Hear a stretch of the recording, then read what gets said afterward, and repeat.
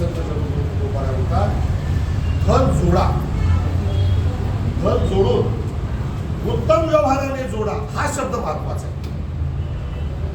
ज्ञानोबारायांचा हरिपाठ आहे आणि ज्ञानोबारायांच्या हरिपाठामध्ये पहिल्याच अभंग आणि पहिल्या अभंगाचं तिसरं चरण.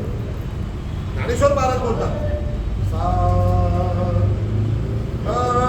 सोनी संसारी जिव्हे वेगुकरी,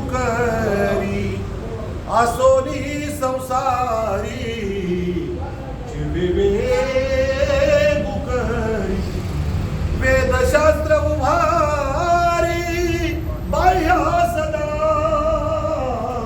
हरिमुखे म्हणा, हरिमुखे म्हणा. संसारामध्ये राहा, असोनी संसारी, संसार जिव्हे वेगुकरी, संसारामध्ये राहा. संसारामध्ये राहत असताना देवाला विसरू नका.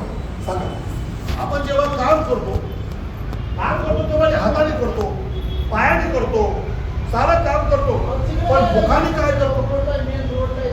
मुखाने काय करतो? आपलं तोंड तर बंद असतं ना, त्यावेळेला भगवंताचं नाम जपतो. म्हणू शकतो का नाही? म्हणा बरोबर.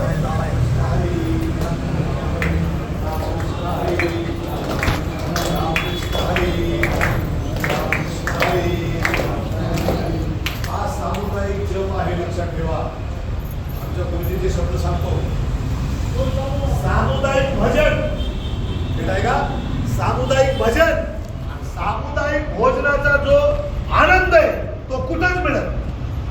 म्हणून पंक्तीला बसलं की एक चपाती आगाव खाल्ल्याशिवाय राहत नाही. मी म्हणलं तरी वैले कसं काय बोलत आहे.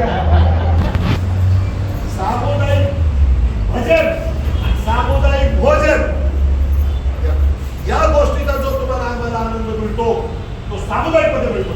म्हणून सामुदायिक भजनाचा हा आनंद वेगळा असतो. जसं भोजन केल्यावर एक थोडासा घास दोन घास आगाव खातो, आपलं पोट भरतं, तसं भजनाने देखील पुण्य जास्त वाढतं. सामुदायिक भजनाचा आनंद. ज्ञानोबा बोलतात, तुम्ही संसारात राहा. आज एक